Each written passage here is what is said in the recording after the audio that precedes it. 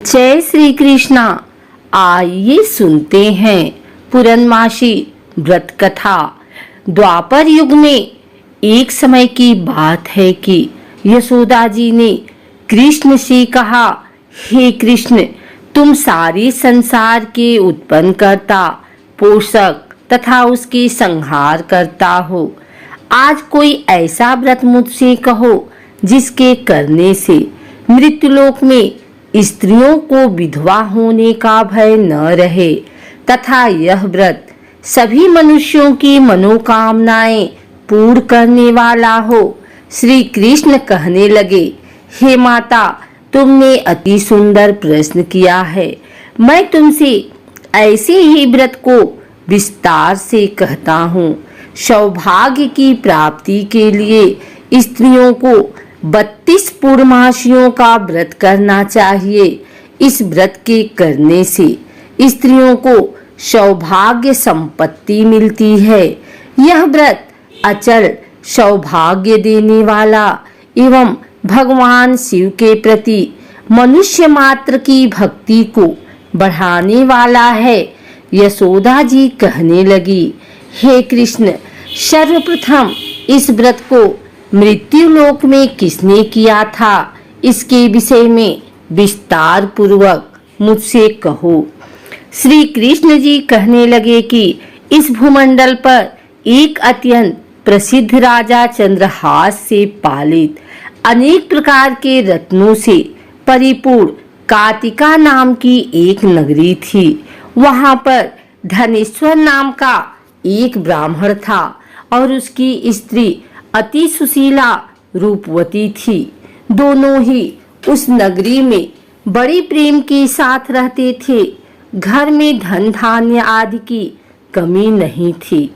उनको एक बड़ा दुख था कि उनकी कोई संतान नहीं थी। इस दुख से वह अत्यंत दुखी रहते थे। एक समय एक बड़ा तपस्वी योगी उस नगरी में आया। वह योगी उस ब्राह्मण के घर को छोड़कर अन्य सब घरों से भिक्षा लाकर भोजन किया करता था। रूपवती से वह भिक्षा नहीं लिया करता था। उस योगी ने एक दिन रूपवती से भिक्षा न लेकर किसी अन्य घर से भिक्षा लेकर गंगा किनारे जाकर भिक्षान को प्रेम पूर्वक खा रहा था कि धनेश्वर ने योगी को यह सब कार्य किसी प्रकार से करती देख लिया। अपनी भिक्षा के अनादर से दुखी होकर धनेश्वर योगी से बोला, महात्मन, आप सब घरों से भिक्षा लेते हैं परंतु मेरे घर की भिक्षा कभी भी नहीं लेते। इसका कारण क्या है? योगी ने कहा कि निसंतान के घर की भीख पतितों के अन्न के तुल्य होती है और जो पतितों का अन्न खाता है वह भी पतित हो जाता है। चूंकि तुम निसंतान हो, अतः पतित हो जाने के भय से मैं तुम्हारे घर की भिक्षा नहीं लेता हूँ। धनेश्वर यह बात सुनकर अपने मन में बहुत दुखी हुआ और हाथ जोड़कर योगी के पैरों पर गिर पड़ा तथा आर्त भाव से कहने लगा, हे महाराज, यदि ऐसा है तो आप मुझको पुत्र प्राप्ति का उपाय बताइए। आप सर्वज्ञ हैं, मुझ पर अवश्य ही यह कृपा कीजिए। धन की मेरे घर में कोई कमी नहीं, परंतु मैं पुत्र न होने के कारण अत्यंत दुखी हूँ। आप मेरे इस दुख का हरण करें। आप सामर्थ्यवान हैं। यह सुनकर योगी कहने लगे, हे ब्राह्मण, तुम चंडी की आराधना करो। घर आकर उसने अपने स्त्री से सब वृतांत कहा और स्वयं तप के निमित्त वन में चला गया। वन में जाकर उसने चंडी की उपासना की और उपवास किया।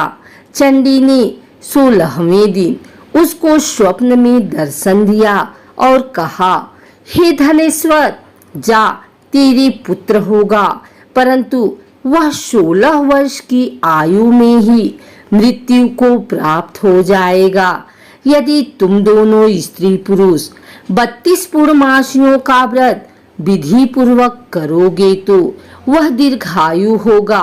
जितनी तुम्हारी सामर्थ्य हो, आटे के दिए बनाकर शिव जी का पूजन करना, परंतु पूर्णमासी को 32 दिए होने चाहिए।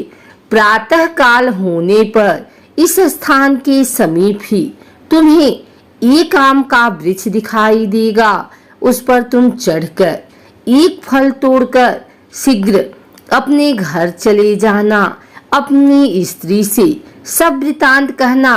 ऋतु स्नान के पश्चात वह स्वच्छ होकर श्री शंकर जी का ध्यान करके उस फल को खा लेगी। तब शंकर भगवान की कृपा से उसको गर्भ हो जाएगा। जब वह ब्राह्मण प्रातः काल उठा तो उसने उस स्थान के पास ही एक आम का वृक्ष देखा, जिस पर एक अत्यंत सुंदर आम का फल लगा हुआ था। उस ब्राह्मण ने उस आम के वृक्ष पर चढ़कर उस फल को तोड़ने का प्रयत्न किया, परंतु वृक्ष पर कई बार प्रयत्न करने पर भी वह न चढ़ पाया। तब तो उस ब्राह्मण को बहुत चिंता हुई और विघ्न विनाशक श्री गणेश जी की वंदना करने लगा। हे दयानिधि, अपने भक्तों के विघ्नों का नाश करके उनके मंगल कार्य को करने वाले, दुष्टों का नाश करने वाले, रिद्धि सिद्धि के देने वाले, आप मुझ पर कृपा करके इतना बल दें कि मैं अपने मनोरथ को पूर्ण कर सकूं। इस प्रकार गणेश जी की प्रार्थना करने पर उनकी कृपा से धनेश्वर वृक्ष पर चढ़ गया और उसने एक अति सुंदर आम का फल देखा और विचार किया कि जो वरदान फल से मिला था वह यह है और कोई फल दिखाई नहीं देता। उस धनेश्वर ब्राह्मण ने जल्दी से उस फल को तोड़कर अपनी स्त्री को ला कर दिया और उसकी स्त्री ने अपने पति के कथनानुसार उस फल को खा लिया और वह गर्भवती हो गई। देवी जी की असीम कृपा से उसे एक अत्यंत सुंदर पुत्र उत्पन्न हुआ, जिसका नाम उन्होंने देवीदास रखा। माता पिता के हर्ष और शोक के साथ वह बालक शुक्ल पक्ष के चंद्रमा की भांति अपने पिता के घर में बढ़ने लगा। भवानी की कृपा से वह बालक बहुत ही सुंदर, सुशील और विद्या पढ़ने में बहुत ही निपुण हो गया।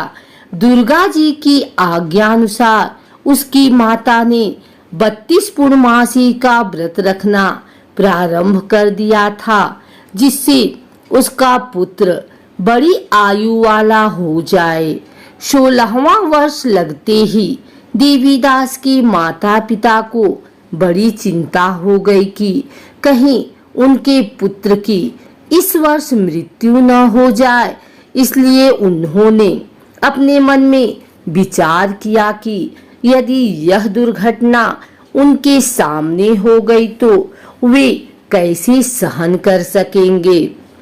उन्होंने देवीदास की मामा को बुलाया और कहा कि हमारी इच्छा है कि देवीदास 1 वर्ष तक काशी में जाकर विद्या अध्ययन करे और उसको अकेला भी नहीं छोड़ना चाहिए।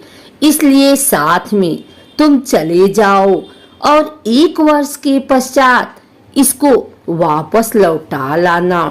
सब प्रबंध करके उसके माता पिता ने काशी जाने के लिए देवीदास को एक घोड़े पर बैठाकर उसके मामा को उसके साथ कर दिया, किंतु यह बात उसके मामा या किसी और से नहीं कही।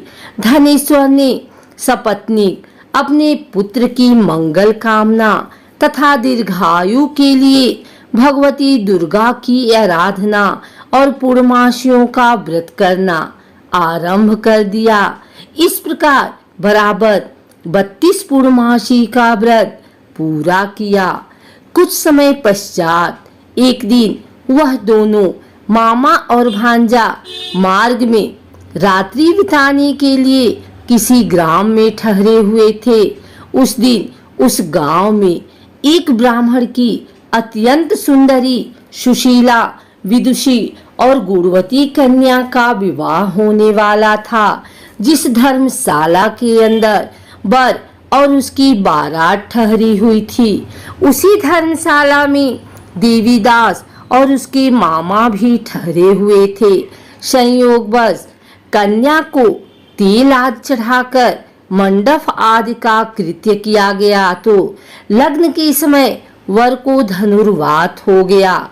वर के पिता ने अपने कुटुंबियों से परामर्श करके निश्चय किया कि यह देवीदास मेरे पुत्र जैसा ही सुंदर है, मैं इसके साथ ही लग्न करा दूं और बाद में विवाह के अन्य कार्य मेरे लड़के के साथ हो जाएंगे। ऐसा सोचकर देवीदास के मामा से जाकर बोला कि तुम थोड़ी देर के लिए अपने भांजे को हमें दे दो, जिससे विवाह के लग्न का सब कृत्य सुचारू रूप से हो सके।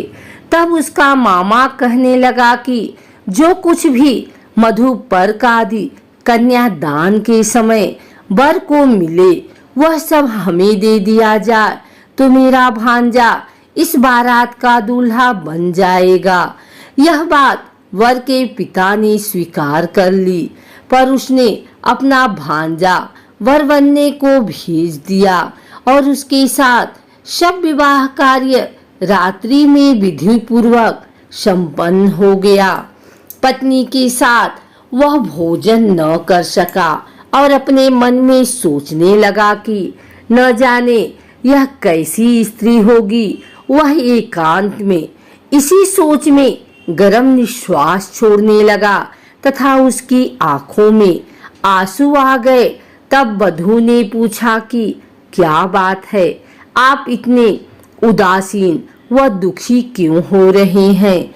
तब उसने सब बातें जो वर के पिता व उसके मामा में हुई थी उसको बतला दी। तब कन्या कहने लगी कि यह ब्रह्म विवाह के विपरीत हो कैसे सकता है। देव, ब्राह्मण और अग्नि के सामने मैंने आपको ही अपना पति बनाया है, इसलिए आप ही मेरे पति हैं।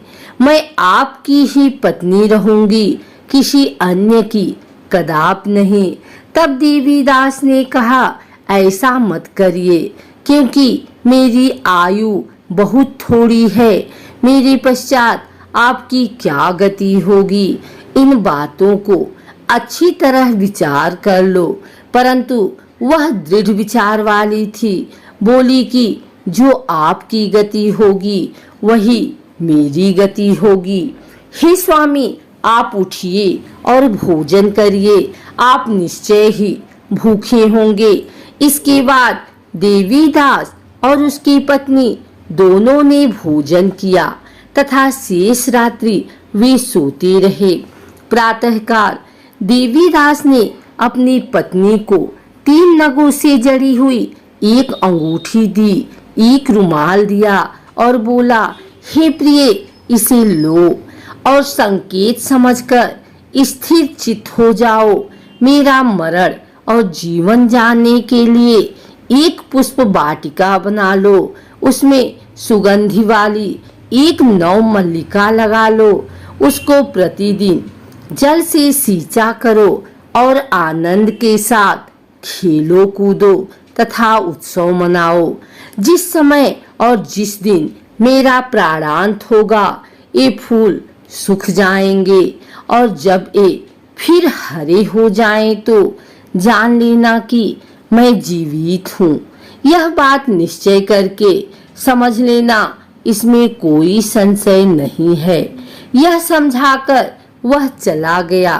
प्रातः काल होते ही वहां पर गाजे बाजे बजने लगे और जिस समय विवाह के कार्य समाप्त करने के लिए वर तथा सब बाराती मंडप में आए तो कन्या ने वर को भली प्रकार से देखकर अपने पिता से कहा कि यह मेरा पति नहीं है, मेरा पति वही है जिसके साथ रात्रि में मेरा पाणी ग्रहण हुआ है, इसके साथ मेरा विवाह नहीं हुआ है।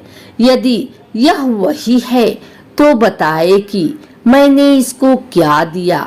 मधु पर और कन्यादान के समय जो मैंने भूषणात दिए थे उन्हें दिखाए तथा रात में मैंने क्या गुप्त बातें कही थी वह सब सुनाए।